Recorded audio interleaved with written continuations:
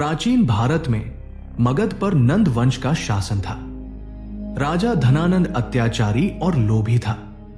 जनता दुखी थी और दरबार में विद्वान आचार्य चाणक्य का अपमान कर दिया गया था। अपमान की आग में जलते हुए चाणक्य ने प्रतिज्ञा की कि वो नंद वंश को मिटाकर ही दम लेंगे। कई वर्षों की खोज के बाद उन्हें एक तेजस्वी और साहसी युवक मिला, चंद्रगुप्त मौर्य। चाणक्य ने उसे राजनीति, युद्ध कला और कूटनीति की शिक्षा दी। गुरु और शिष्य ने मिलकर गुप्त योजना बनाई और अंततः 322 ईसा पूर्व धनानंद को पराजित कर दिया। मगध की गद्दी पर चंद्रगुप्त बैठा और मौर्य वंश की स्थापना हुई। यह भारत का पहला विशाल संगठित साम्राज्य बना।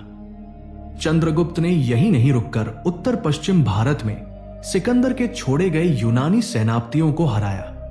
बाद में उसका सामना यूनानी राजा सेल्यूकस निकेटर से हुआ। भीषण युद्ध के बाद संधि हुई। चंद्रगुप्त को बड़े भूभाग मिले और मित्रता का संबंध स्थापित हुआ। राज्य को मजबूत बनाने के बाद चंद्रगुप्त का मन वैराग्य की ओर झुक गया। उन्होंने राजपाट त्याग दिया और जैन मुनि बनकर श्रवण बेलगोला चले गए, जहां संथारा व्रत द्वारा उन्होंने शरीर त्याग दिया। उनके पुत्र बिंदुसार राजा बने। उन्होंने साम्राज्य को दक्षिण भारत तक फैलाया और विदेशी राजाओं से मैत्रीपूर्ण संबंध बनाए। उनके बाद अशोक गद्दी पर बैठा। आरंभ में अशोक एक कठोर और युद्ध प्रिय शासक था। फिर आया वह दिन जिसने इतिहास बदल दिया, कलिंग युद्ध। हजारों लाशें, रोते हुए बच्चे और उजड़े नगर देखकर अशोक का हृदय कांप उठा। उसे अपने कर्मों पर गहरा पश्चाताप हुआ। उसने तलवार छोड़ दी और बौद्ध धर्म अपना लिया। अब वो विजय नहीं, धम्म से संसार जीतना चाहता था। उसने पूरे भारत में शिलालेख खुदवाए, लोगों को अहिंसा, दया और भाईचारे का संदेश दिया और धर्मदूतों को विदेशों तक भेजा।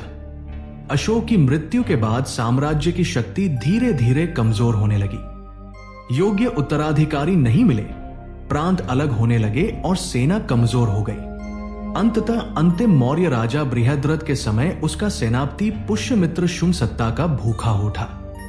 एक दिन सेना निरीक्षण के बहाने उसने बृहद्रथ की हत्या कर दी और शुंग वंश की स्थापना कर दी। इस प्रकार जिस मौर्य वंश की शुरुआत चाणक्य की प्रतिज्ञा और चंद्रगुप्त की तलवार से हुई थी, उसका अंत विश्वासघात और कमजोरी के साथ हो गया।